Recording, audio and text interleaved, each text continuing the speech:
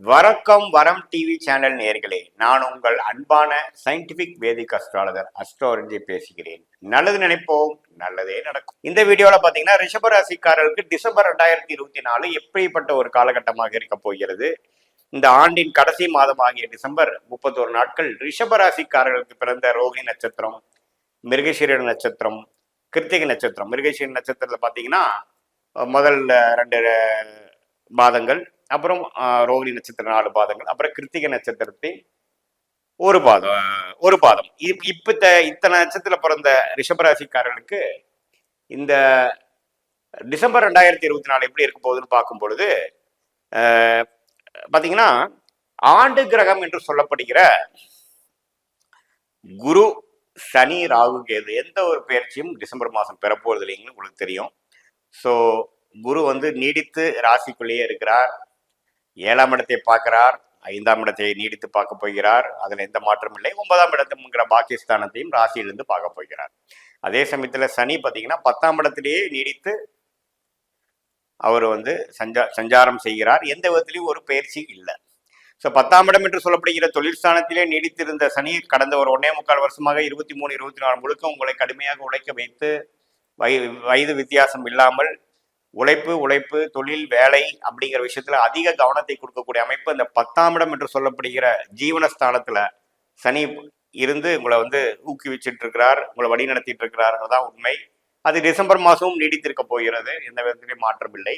ராகு லாபஸ்தானத்துல 11ஆம் இடத்திலும், கேது 5ஆம் இடத்திலும் இருப்பது நமக்கு முதலே தெரியும். அதுல எந்தவித மாற்றமும் இல்லை. கேது குருவின் பார்வையில் இருக்கிறதுனால குழந்தைகள் விஷயத்திலையும் சில தொந்தரவுகள் வந்தாலும் ஓரளவுக்கு கடைசியா மேன்மையான ஒரு ரிசல்ட் கிடைக்கக்கூடிய அமைப்பு தான் குருவின் பார்வை கொடுக்கும். அதனால பயப்பட வேண்டியதில்லை. 11ஆம் இடங்கிற லாபஸ்தானத்தில் கூடிய ராகு உங்களுக்கு ராகு திசை நடந்துட்டு இருந்ததுன்னா நல்ல லாபம் பெறக்கூடிய அமைப்பு போயிட்டு இருக்குங்கிறது நம்ம பார்க்கணும்.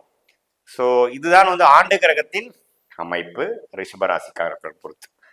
சரி, மாதவ கிரகத்தின் அமைப்பு எப்படின்னு பாத்தீங்கன்னா ராசி அதிபதி என்று சொல்லப்படுகிற சுக்கிரன், ரிஷபராசியோட அதிபதி சுக்கிரன் பாத்தீங்கன்னா டிசம்பர் 3ஆம் தேதி இதுவரை 7ஆம் இடத்திலிருந்து ராசியை பார்த்துட்டு இருந்தவர் 8ஆம் இடம் என்று சொல்லப்படுகிற தனுசு ராசிக்கு இடம் பெறுகிறார். 29ஆம் தேதி வரைக்கும் தனுசுல இருந்து 29ஆம் தேதி டிசம்பருக்கு அப்புறம் பாத்தீங்கன்னா மகரத்துக்கு 9ஆம் வீட்டுங்கிற பாகிஸ்தானத்துக்கு போகிறார். 8ஆம் வீட்டிலேயே நீடித்து கிட்டத்தட்ட 26 நாள் இருக்கிறார். ஸோ ராசி அதிபதி 8ஆம் வீட்டில் இருக்கும் பொழுது என்ன ஆகும்னா கொஞ்சம் இடம் மாறுதல், கொஞ்சம் டிராவலிங், சில விஷயங்கள்லாம் நேர்கோடியா செய்யக்கூடிய விஷயங்கள் கொஞ்சம் தாமதம் அது மாதிரி கொடுக்கும். So travelling, stock market investment, மறைமுக இன்கம் அது மாதிரி விஷயத்துக்கு நல்ல விஷயமாகவும், நீங்க ஒரு யதார்த்தமான சில முயற்சிகள் செய்யறீங்க, வியாபாரம், தொழில், படிப்பு அது மாதிரி விஷயத்துல கொஞ்சம் இழுபறியா இருக்கக்கூடிய வாய்ப்புகளும் உண்டு. ஸோ டிசம்பர் மாசம் கொஞ்சம் நீங்க பொறுமையா இருக்கணும். எல்லாமே வேகமா நடக்கலைன்னா நீங்க நம்ம ஃப்ரஸ்ட்ரேட்டடோ நம்ம அதிருப்தி ஆகக்கூடாதுங்கிறது நான் உங்ககிட்ட சொல்றேன்.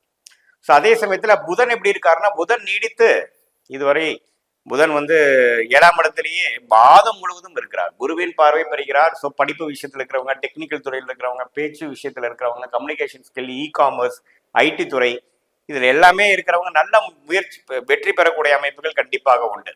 ஸோ அதுல எந்த வித மாற்றம் இல்லை. ஸோ ஓரளவுக்கு நல்ல பலன்களை தரக்கூடிய அமைப்புல தான் புதன் இருக்கார். நீடித்து 7ஆம் வீட்டிலேயே இருக்கிறது நல்ல விஷயம். சுக்கிரன் தான் குருவின் பார்வையிலிருந்து சற்று விலகிறார். ஸோ அப்படிங்கிறப்ப என்னன்னா உங்களுக்கு நவம்பர் மாதம் சில விஷயங்கள் நடந்த ட்ரெண்ட் டிசம்பர்ல கொஞ்சம் டிஸ்டர்ப் ஆகலாம். ஸோ அதுக்காக நீங்க கொஞ்சம் அதிருப்தி ஆகாமல் கொஞ்சம் பொறுமையா இருந்து அடுத்த வரக்கூடிய ஜனவரி, பிப்ரவரி மாசங்கள்ல அது கொஞ்சம் நடந்துருங்கிற ஒரு நம்பிக்கையோட கொஞ்சம் பொறுமையா இருக்கணும்னு சொல்றேன். ஏன்னா ராசி அதிபதியோட மாற்றம் கொஞ்சம் ஒரு ஸ்டெப் கீழே ஸ்லோவா போகக்கூடிய அமைப்புகள் நமக்கு ரிஷபராசிக்காரர்களுக்கு கொடுக்கக்கூடிய வாய்ப்புகள் உண்டு. அதே சமயத்துல செவ்வாய் 3ஆம் வீட்டிலே இருந்து அவர் பாகிஸ்தானத்தை பார்க்கிறார். அது ஒன்றும் பெரிய தப்பு இல்லை. 3ஆம் இடத்துல செவ்வாய் எந்த வித மாற்றமும் பெறாமல் அப்படியே இருக்கிறார். அதே சமயத்துல சூரியன் பாத்தீங்கன்னா 7ஆம் இடத்துல சூரியன் டிசம்பர் 16ஆம் தேதி 8ஆம் இடத்துக்கு வரார். ஸோ இது எல்லாமே பாத்தீங்கன்னா கொஞ்சம் மறைமுகமான சில விஷயங்கள், மறைமுக இன்கம், இன்வெஸ்ட்மெண்ட், இன்சூரன்ஸு, கொஞ்சம் டிராவல் பண்றது, ஸ்டாக் மார்க்கெட்ல சில இன்வெஸ்ட்மெண்ட் பண்றது, மியூச்சுவல் ஃபண்ட்ஸ் பண்றது, அது மாதிரி சில விஷயத்தை சூரியனும் சுக்கிரனும் கொடுக்கக்கூடிய அமைப்பு இருக்கு. நம்மளால நீங்க அது மாதிரி ஒரு சுப விரயம், சுப இன்வெஸ்ட்மெண்ட் பண்ணலாம்னு நினைச்சிட்டு இருந்தவங்களுக்கோ, கொஞ்சம் டிராவல் பண்ணிட்டு வரலாம்னு நினைச்சிட்டு இருந்தவங்களுக்கு எல்லாமே டிசம்பர் மாசம் ஒரு அற்புதமான வாய்ப்பு உங்களுக்கு கொடுக்குது. அதை நீங்க பயன்படுத்திக்கலாம்.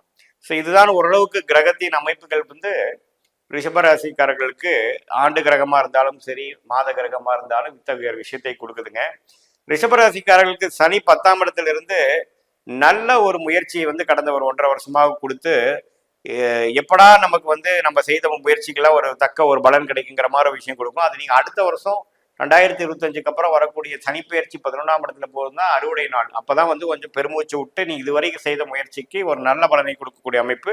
அதை நோக்கி தான் நீங்க டிசம்பர் மாதமும் போக போறீங்கிறத நீங்க தெரிஞ்சுக்கணும். மாணவர்கள் பாத்தீங்கன்னா புதன் வந்து குருவின் பார்வையிலிருந்து 7ஆம் வீட்டுல இருக்கிறதுனால நல்லாவே காம்படிட்டிவ் எக்ஸாம்ஸ் அவங்க படிக்கக்கூடிய படிப்புல வந்து நல்ல சிரத்தையும் நல்லா வரக்கூடிய அமைப்பு. எப்படி நான் வந்து மேஷராசிக்கு சொன்னோனோ அதே மாதிரி இவங்களுக்கு நேரடியாக படிக்கக்கூடிய அமைப்பு, பல நாட்களில் புரியாத விஷயங்கள்லாம் பார்த்தீங்கன்னா நல்லாவே ஓரளவுக்கு புரிஞ்சு வெற்றி பெறக்கூடிய ஒரு அமைப்பு எல்லாமே கண்டிப்பாக உண்டு. அது 2ஆம் வீட்டு அதிபதியே வந்து 7ஆம் வீட்டில் வந்து குருப்பார்வை இருக்கும்போது தன விஷயத்துல வந்து குறைவும் இல்லை. குழந்தைகள் விஷயத்திலேயே ஒரு நட்பலன்கள் பெறக்கூடிய அமைப்புகள் கட்டாயம் உண்டு. ஸோ ராகு 11ஆம் இடத்துல இருந்து குறிப்பா ராகு திசை நடக்கிறவங்களுக்குலாம் நல்ல லாபங்கள் உண்டு. கேது 5ஆம் இடத்துல இருந்தாலும் குரு பார்வை பெறுவதனால சில பேர்த்துக்கு பார்த்தீங்கன்னா கொஞ்சம் ஞானம் அடைகிறது, ஏதோ சில மெடிடேஷன் கிளாஸ் போகிறது, கொஞ்சம் ஆசிரமம் போயிட்டு வர்றது, அது மாதிரிலாம் கொஞ்சம் டைம் ஒதுக்கி பண்ணக்கூடிய அமைப்பு இருக்கு. ஏன்னா எப்பவுமே கேது குரு பார்த்து அது கேது 5ஆம் இடம் என்று சொல்லப்படுகிற இஷ்ட பாவத்தில் இருக்கும் பொழுது அந்த ஆன்மீக விதை இருக்கக்கூடிய ரிஷபராசிக்காரர்கள் பார்த்தீங்கன்னா அந்த ஆன்மீக உணர்வு ஆல்ரெடி இருக்கக்கூடிய ரிஷபராசிக்காரர்கள் இந்த காலகட்டத்தில் வந்து கொஞ்சம் அவங்களுக்கு இன்ட்ரெஸ்ட்டுக்கு தகுந்த மாதிரி சில ப்ரோக்ராம்ஸு, சில கிளாஸு, சில முயற்சிகள் எடுப்பாங்க. அந்த ஒரு லாங் டேர்மா பண்ணக்கூடிய முயற்சிக்கு இது ஒரு ஆரம்ப கட்டமாக கூட இருக்கக்கூடிய அமைப்பு இந்த டிசம்பர் 2024 ரிஷபராசிக்காரர்களுக்கு அமையக்கூடிய அமைப்பு இருக்குங்கிறத நம்ம தெரிஞ்சுக்கணும். இது வந்து ஒரு பொதுவான பலனையை தவிர உங்களுடைய ஜென்ம ஜாதகத்துல எத்தகைய ஒரு கிரக அமைப்புல பிறந்திருக்கீங்க, அதுல என்ன தசாபுக்திகள் இப்ப போயிட்டு இருக்கு, அந்த தசநாதனும் புக்திநாதனும் இப்ப நான் சொன்ன கோச்சாரத்துல எந்த மாதிரி இடத்துல எந்த மாதிரி தாக்கம் கொடுக்குறாங்கிறதையும் நீங்க மிக்ஸ் பண்ணி பார்க்கும் பொழுது துல்லியமான ஷார்ட் டேர்ம் லாங் டேர்ம் எப்படி இருக்க போகுது, நமக்கு பிராப்தங்கள் எப்படி இருக்க போகுது, எது மாதிரி டைரக்ஷன்ல போனோம்னா நம்ம வெற்றி பெறலாம், எது மாதிரி வாய்ப்புகள் வந்து நமக்கு கொடுக்க போகுது இந்த வாழ்க்கை அப்படிங்கிறது புரிஞ்சு நாம ஜெயிக்கக்கூடிய அமைப்பு கண்டிப்பாக உண்டு. மீண்டும் மற்றொரு காணொலியில் சந்திப்போம். நன்றி, வணக்கம்.